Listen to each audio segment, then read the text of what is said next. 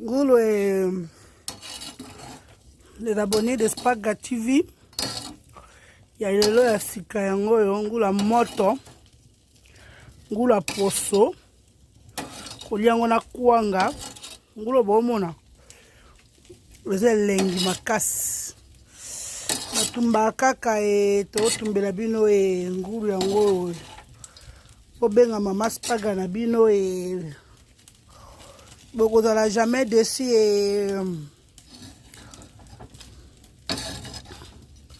bomoni ngulu ngo elengi makasi elengi wapi ngulu eza vraiment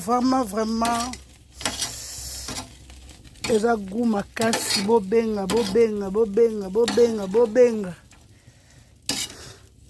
ya bino yango ngulu akose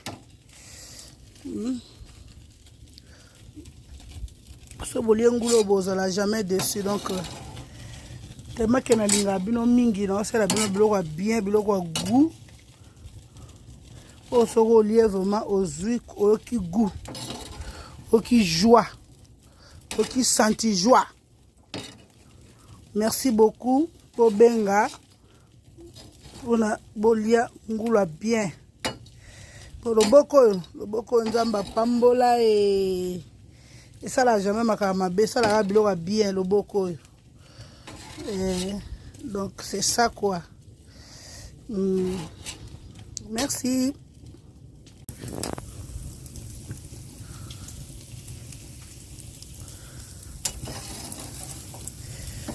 Ngulu akapela ngulu yangoyo ngulu ngulu mama Spaghe ngulu yangoyo mes abonnés, mes loulous, mes chéris, les Spaghe love, les Spaghe chou, ngulu yangoyo ngulu yangoyo ngulu na bino.